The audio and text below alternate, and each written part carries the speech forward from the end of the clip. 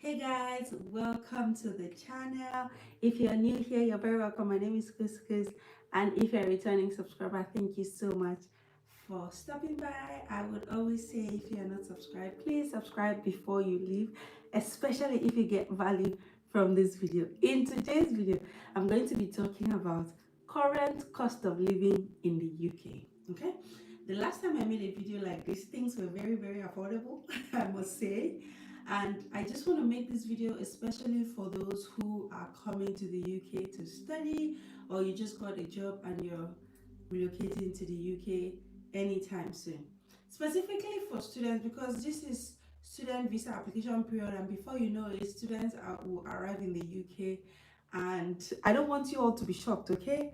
It is better that you hear the information and so that you can better prepare, and then if you come, it is better off than what you anticipated, rather than thinking that, oh, things are cheaper, things are more affordable, and then you come and you feel like you are now putting so much pressure on yourself because the money you have is not enough, or you have to put so much pressure on your parents who are funding your studies. Anyways, I'm not going to talk too much. I'm just going to go straight into the video. We're going to talk about transportation, accommodation, food, literally everything. Healthcare, we're going to talk about so much. Okay, I have my screen here, so please permit me to be looking at here. I'm not going to be sharing my screen like I normally do. That's because I'm recording this video live, and I don't want to now start editing because it will take longer and I may not be able to post this video at the end of the day. So nowadays I'm just recording and I'm posting. So I'm sorry, I'm not going to be sharing screen. So we're just going to, I'm going to, I have my notes here, so I don't want to miss anything because this video is very important. Cost of living is very important. I need you guys to hear everything. So I'm going to be looking at my screen quite a lot. The important thing is that you're going to be listening to me, okay? You're not like looking at me, you're listening to what I'm saying. Please turn on the captions so that you can like read everything I say and not miss anything. Now, I live and work in the UK.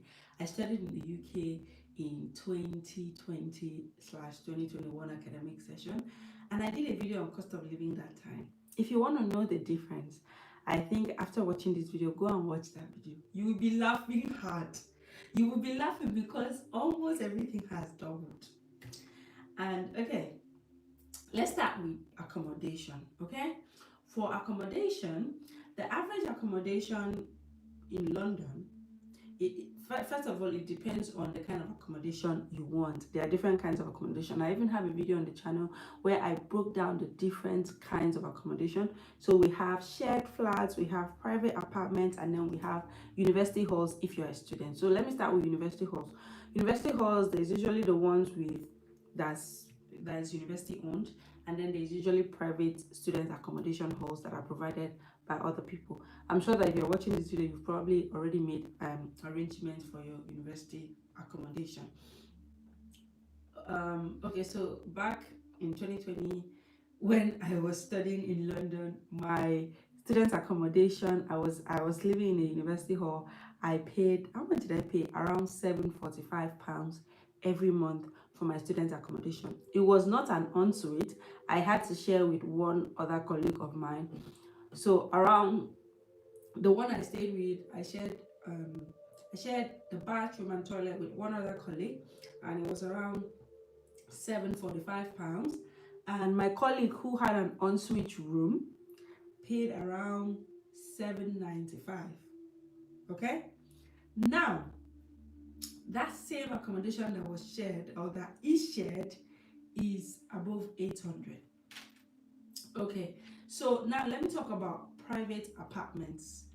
Okay, let me talk about shared flats before I go to private apartment. Now, when I finished school, I moved to a shared flat in London. Now, if you're a student, it doesn't mean that you must stay in a student accommodation. There's no restriction that says if you're a student you must stay in a university hall or a private student accommodation. The only advantage of staying with students is just that, oh, all of you are people of like minds, you'll build your network and you have shared interests. Especially if you're an international student, you will quickly make friends because a lot of other people are coming from abroad as well. So those are the advantages of living in student accommodation. However, student accommodation are usually on the high side, like I just told you.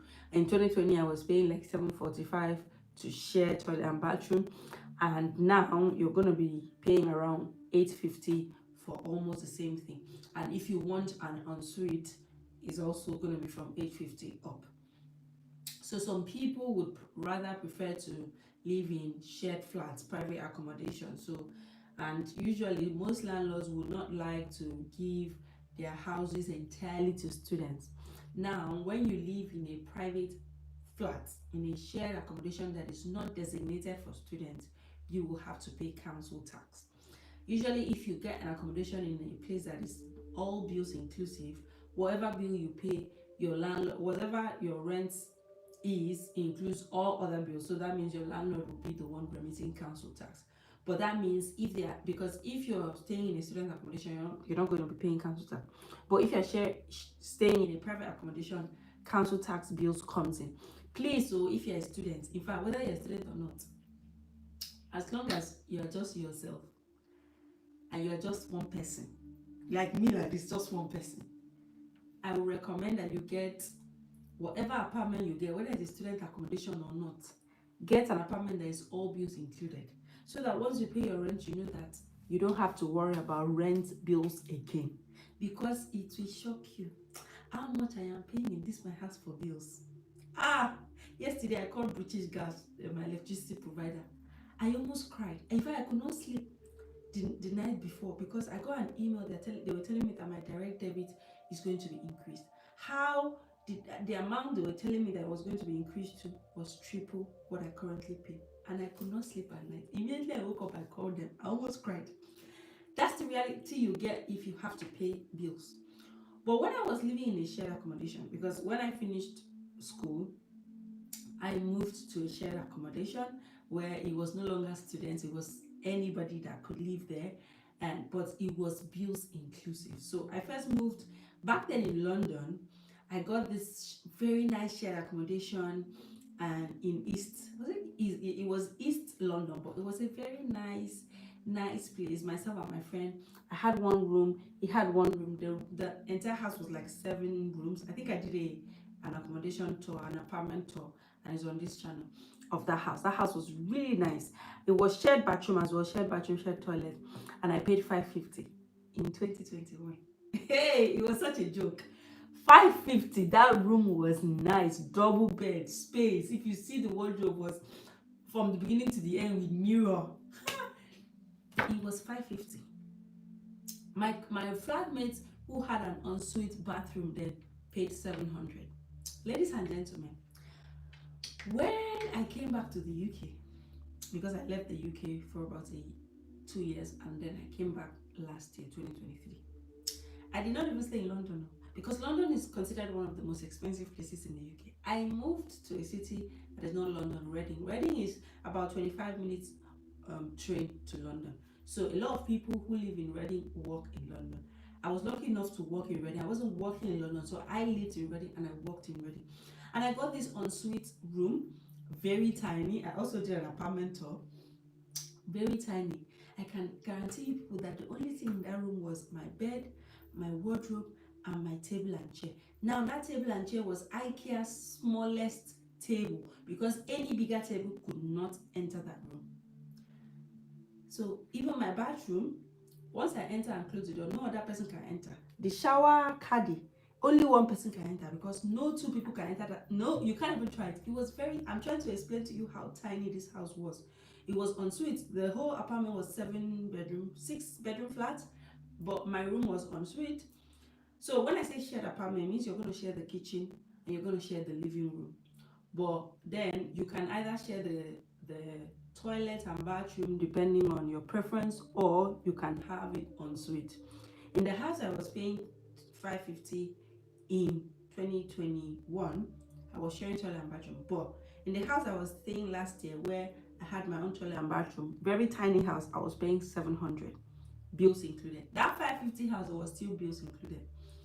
But the one I was staying with last year, it was £700, bills included. Now, why I was even lucky to get that accommodation at that amount is because it is far away from the town center.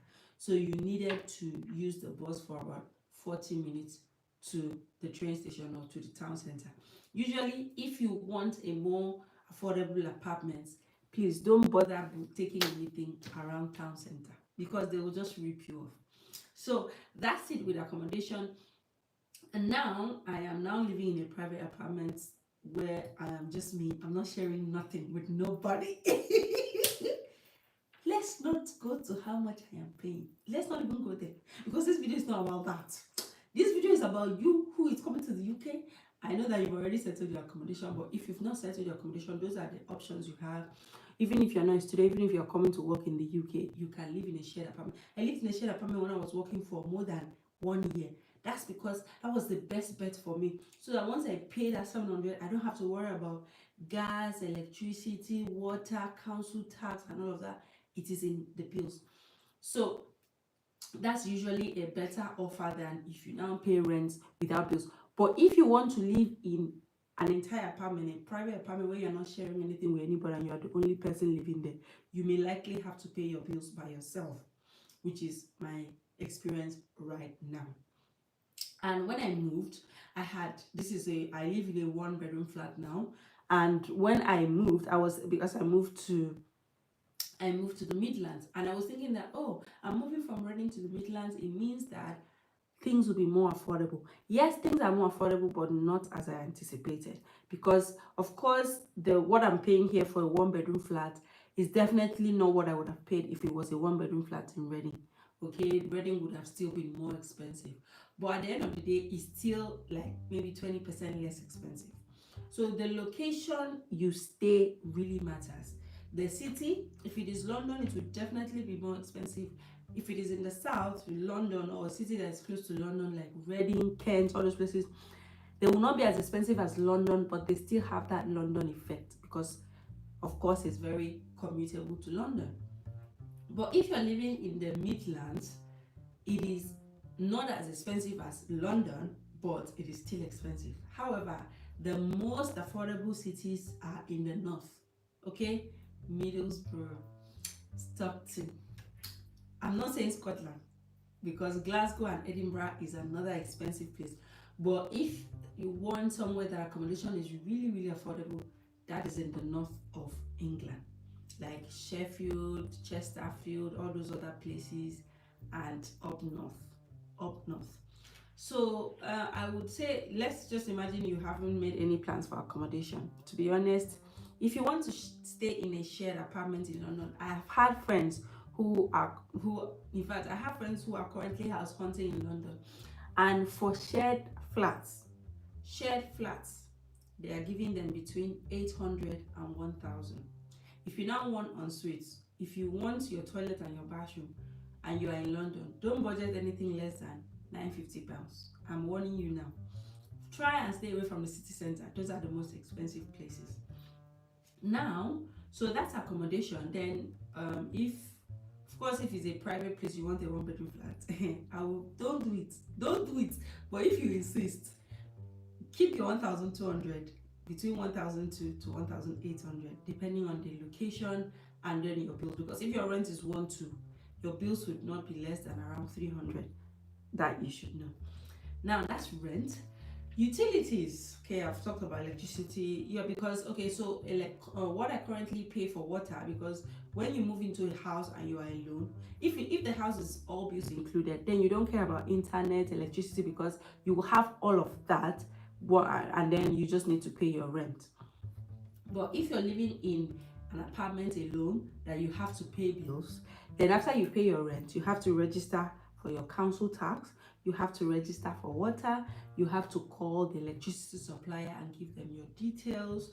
You can, council tax and water suppliers you cannot change because it depends on where your house is located.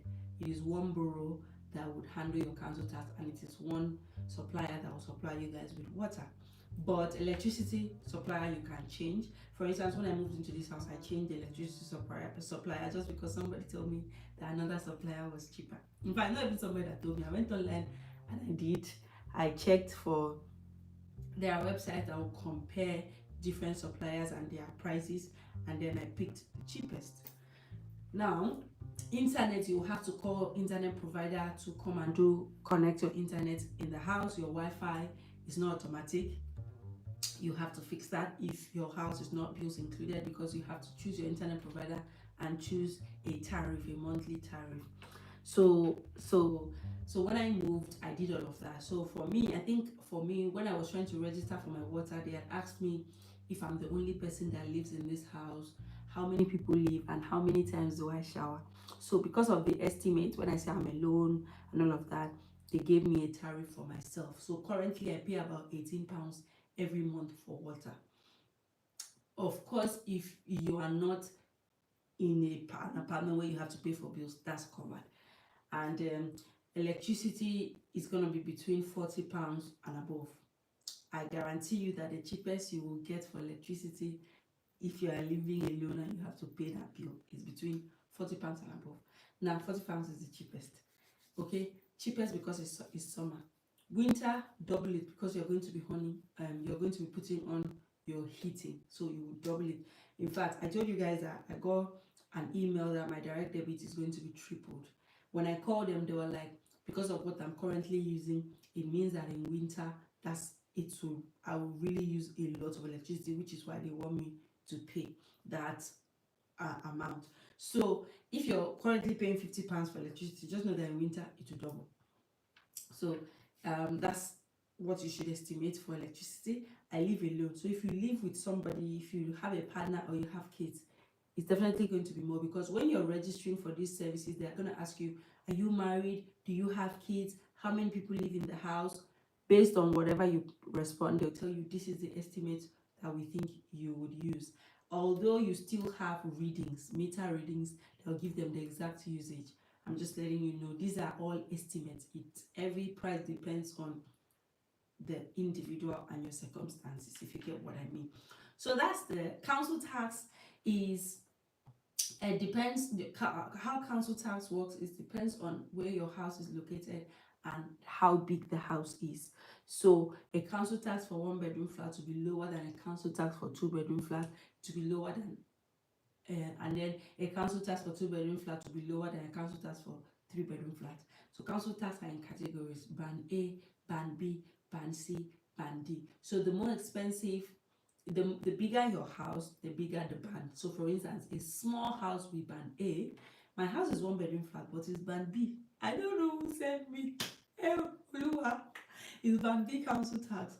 So that band A is usually around £100 or 110 depending on your location. Band B is like £130 a month.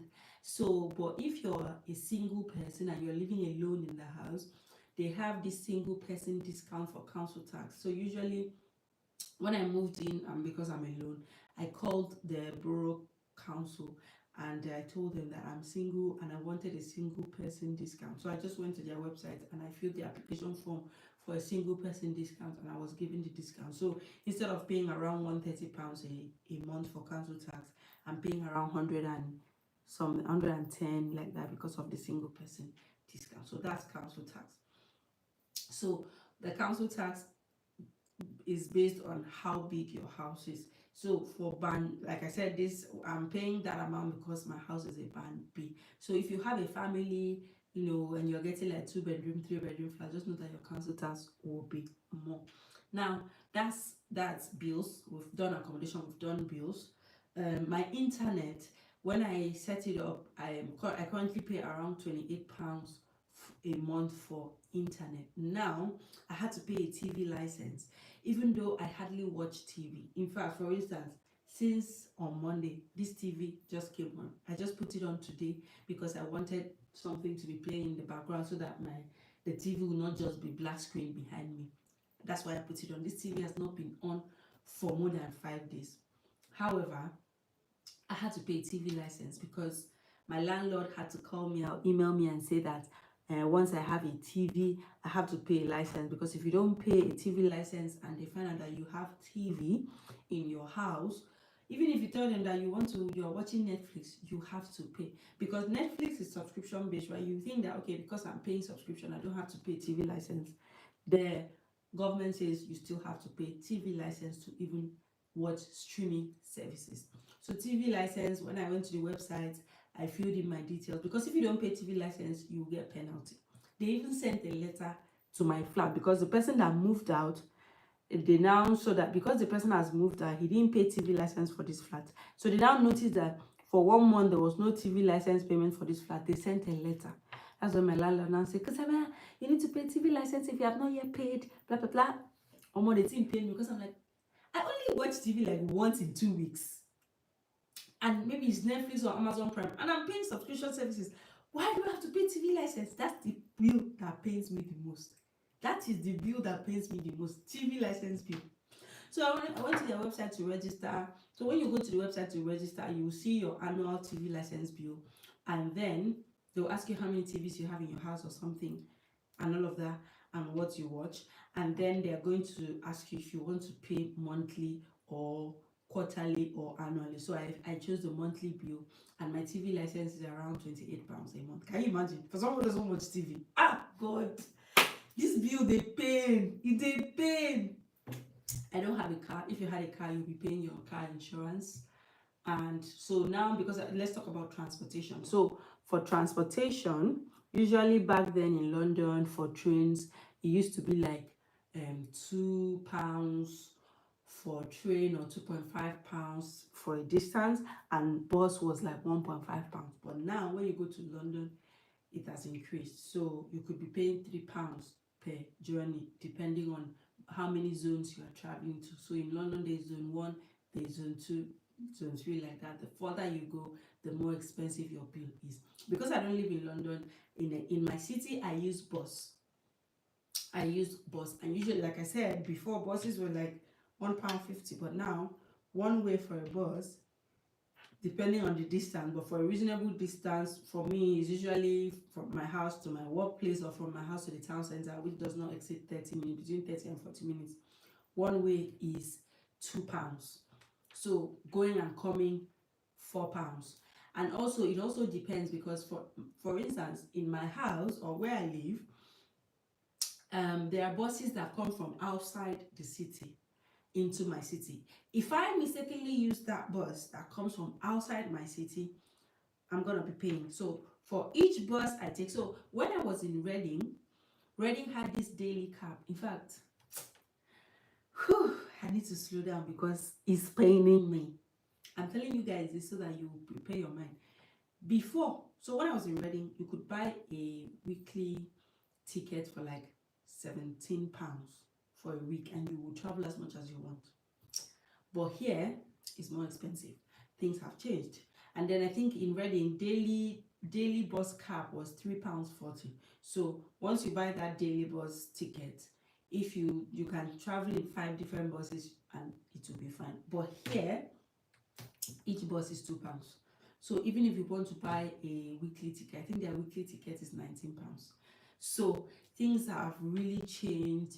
And the monthly tickets back in Reading, my monthly estimate last year for my buses used to be like £68, because when I buy 17 each month, each week, by the time it will be like 68. But here, monthly ticket, if you buy a weekly ticket of 19, at the end of the day, is almost more than £80. But I don't buy weekly ticket because I don't go out every day. I work 3 days a week at home, so I don't bother buying weekly tickets. So I just buy my ticket. I just use contactless payment to pay each time I enter the bus. So each time I pay is £2. So if I go out, if I use the bus 4 times in a week, that's morning, afternoon, or morning and night for day 1 of me going to the office, morning and night for day 1 of me coming back. That's 4 times, so that's £8, because £2 per journey. But if you're going to be going out from Monday to Friday or Monday to Saturday, if you're going to be going out at least 5 days a week, buy a weekly ticket.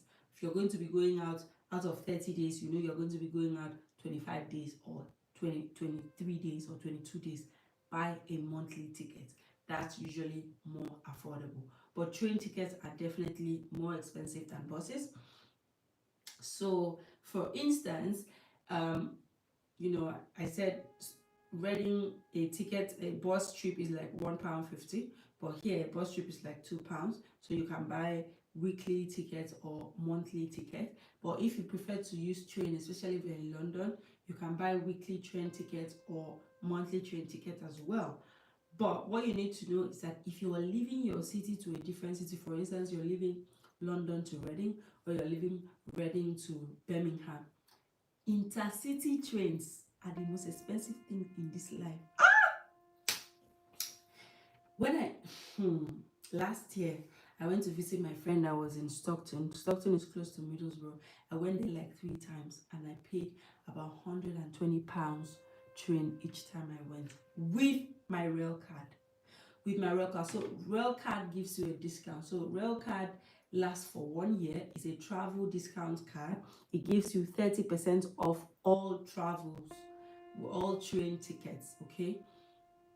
That when you are leaving your city from one city to another. So intercity trains, if you get a rail card, you're going to pay about £30 for 1 year rail card, and then each time you want to book a train each time you want to book an intercity train, they will apply 30% discount on the ticket.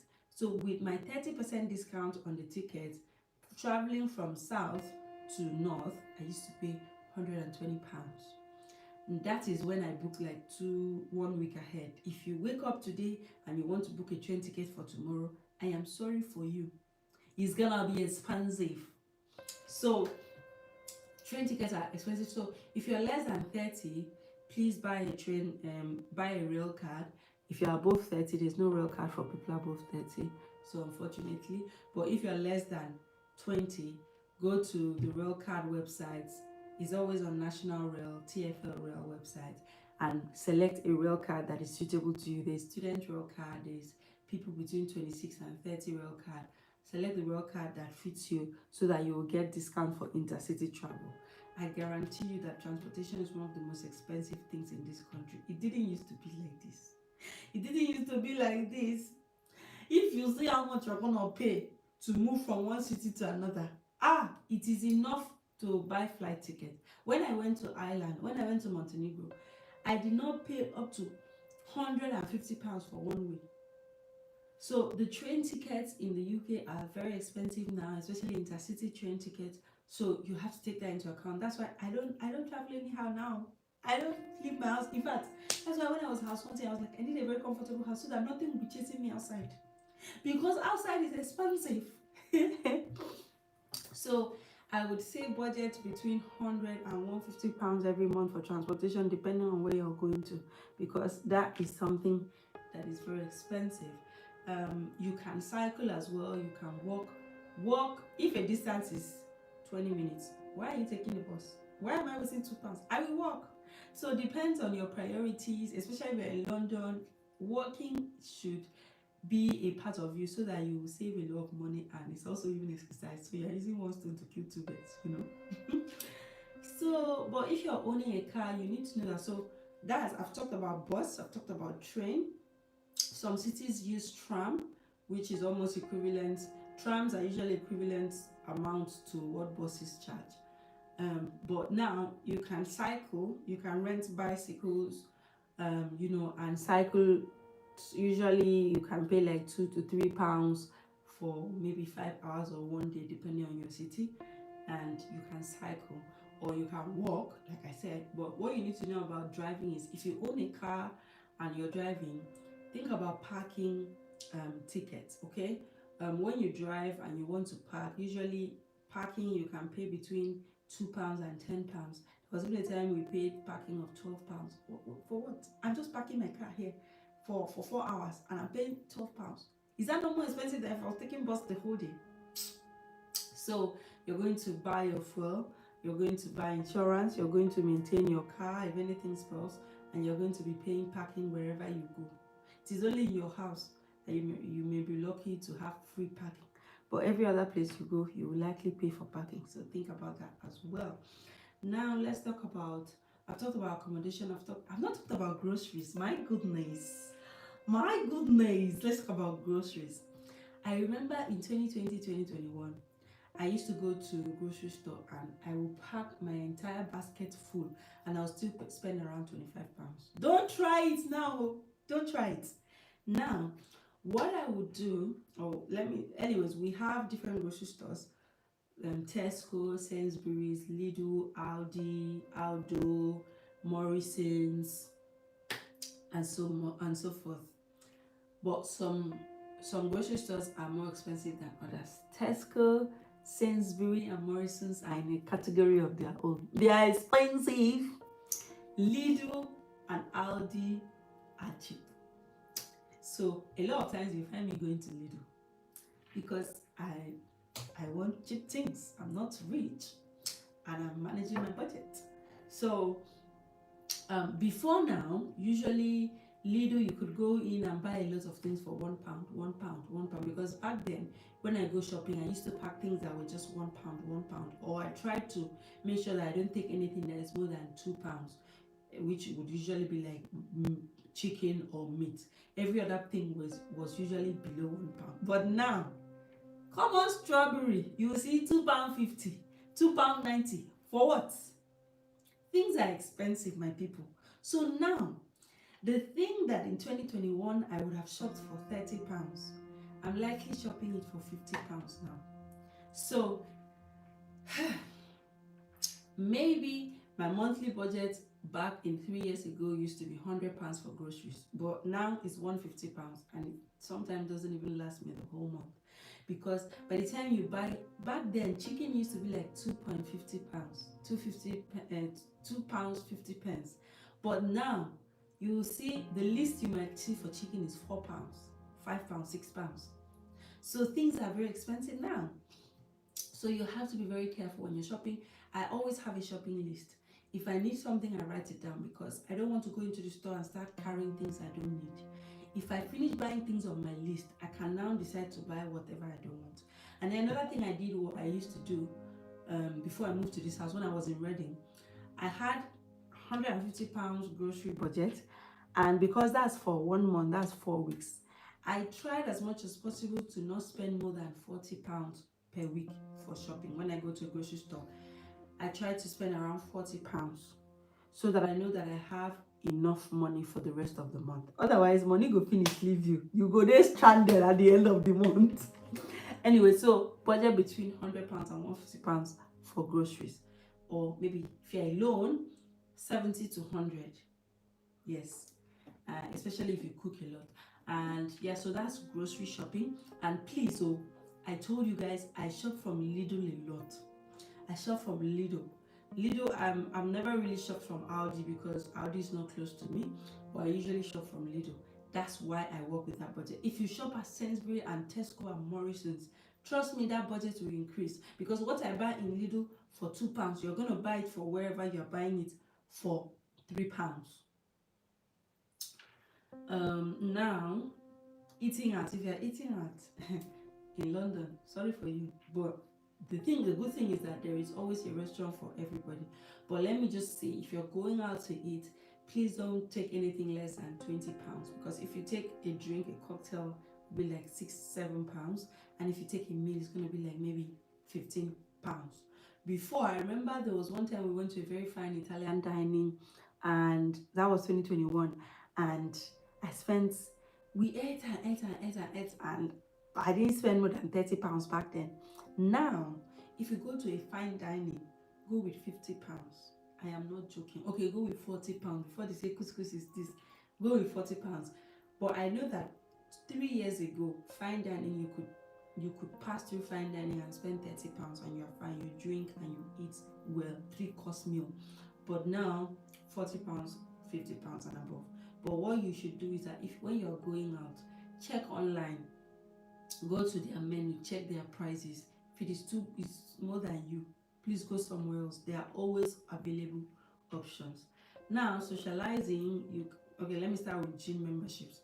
Gym memberships depends on the city. Of course, London gym memberships is usually between £30 and £50, depending on if you're taking a bronze or silver or gold membership. So if you're a gym person, take that into account.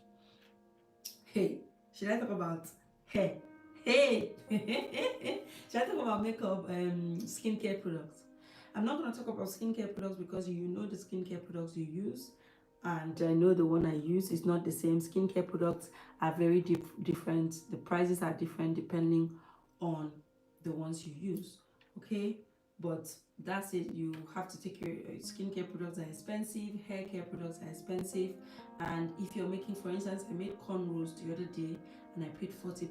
I washed my hair in my house and I went to braid just cornrows so I can wear this wig, and I paid £40. That same cornrows in London 3 years ago, I paid £20, but now I'm paying £40. Last year, the same person that charged me £40, last year she used to charge me £30 to do cornrows. But this weekend I washed my hair in the house and I did cornrows for £40. So hair is very expensive. If you want to do like braids, knotless braids, just keep your £100. Please don't argue with me. Don't argue with me at all. Keep your £100 if you want to do knotless braids. If you want to do box braids, Ghana weaving all round, just keep your £60, £70, £80 depending on the size. If you want to do very tiny and long knotless braids, £150. Don't even argue with me. I don't have strength. See, do I look like somebody that has strength to argue? I don't have strength to argue with anybody. That's why sometimes you see me, I'm just using one hairstyle for like 3 months because I did not kill anybody. I'm not going to pay 200. Let me not talk about hair extensions. I bought a human hair extension that I carried before I started wearing this hair. I carried that hair for 3 months. That human hair extension, I bought one bundle for £75 and I had to buy 3 bundles. Let's not talk about extension. That one is cost your coat according to your size, okay? And let me talk about medication, because a lot of people do not know that when you get a prescription from the hospital, you're going to pay for it. So I know that we have paid for health insurance while applying for our visas, okay? But when you get prescription from your GP, you would have to pay for that prescription. And for me, I think I pay £9 something each time I get a prescription, because not everybody pay for prescription. I think older people, children don't pay for prescription, but majority of us pay for prescription. So when your GP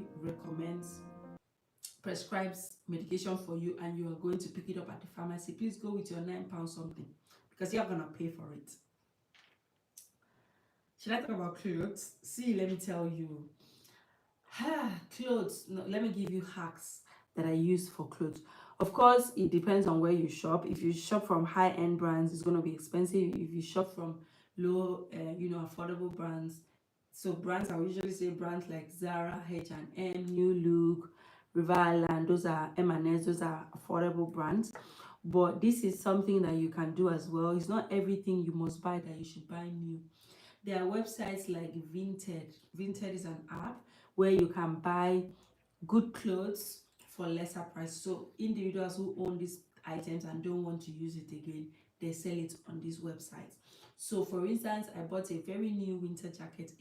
Ideally, that winter jacket is between £400 and between £300 and £400, because I went online to the website to check how much they sell that winter jacket, and I saw that it's between £300 and £350. But I bought that same winter jacket on Vinted for around £120, because it was the owner that was selling it and it was still new. So when you go on those websites, usually they will say when you pick an item, you can filter with okay, good, or very good, or like new, or new with tag. So if you go, you can say you want only things that are new with tag, or like new, because you will see pictures on the website. So when you go to websites like that, you can save money. You can pay lesser for something that you would have paid higher for. And also charity shops, don't sleep on charity shops. I have gone into, in fact, most times, even when I'm not interested in buying anything, I just enter charity shops, because you might find something very durable. Handbags, shoes, clothes, jewelries, utensils. Enter charity shops, you would usually get things that are affordable. I guarantee you. Some of them might not be the best quality, but if you're watching this budget because you want to, if you're watching this video because you want to save money or you're budgeting, then you shouldn't be questioning some things, okay? Check charity shops. check for good items and buy from there instead of, you know, spending more, because something that you can buy ideally £50 brand new, you can buy it in a charity shop for £10 and it might still be good. So those are the hacks, my dear people, if you want to save money. So I think I've covered majority things. If you have any questions, drop in the comment section. Just know that London is one of the most expensive cities. So if you're living in London, that one, there's a level to which you can cut expenses and you can no longer cut, because you're literally living with the barest minimum. But as long as it's in London, it will still be expensive than somebody that lives outside London. And cities like Birmingham, Manchester, bigger cities are more expensive. And always try not to go to the city center. If you want to do anything that is at the city center, it's definitely going to be more expensive than something that is outside, that is away from the city center. So it applies to restaurants, hair salons, shops. As long as it's at the city center, it will definitely be more expensive. Houses. So if you try to do things away from the city center, sometimes you'll be saving some coins. So you know, I've said that most affordable city in the UK is up north of England. I hear that Wales is also very affordable, and Northern Ireland as well. So yeah, I've talked about cost saving tips. Shop from charity shops, buy from, you know, vintage, used items. Not everything you need to buy should be new, so that you can save money. If you're a student, use student discount. Register on uni days, it will give you discounts. And then always ask for student discount wherever you go, because sometimes they have student discount but they don't just display it. When I was a student, every shop I entered, I used to ask for student discount. And then also collect membership cards, so that you can accumulate points and get discounts. Like Tesco gives their club members a lot of discounts. Most grocery stores have membership cards. Most fashion stores have membership cards, so you can save. Okay, so I think I've covered everything. If there's any question, if you have any questions, let me know in the comment section. And please subscribe if you're yet to subscribe. I'm just going through my notes to see if I missed anything. Always try to budget. If you don't budget, you're going to overspend. Usually what I do is, when I move, when I first got my job and I moved to the UK, I gave myself 2 months to see how my expenses would be, and then from month 3 I started budgeting. And I've been using that, because you don't want to spend 100% of your income. You want to budget, and you want to track your expenses, and you want to reduce your expenses. If you cook rather than buying, you know, for instance, if I buy groceries of £50, I guarantee you that it will last me for about 2 weeks. But if I go out to eat twice, that £50 is gone.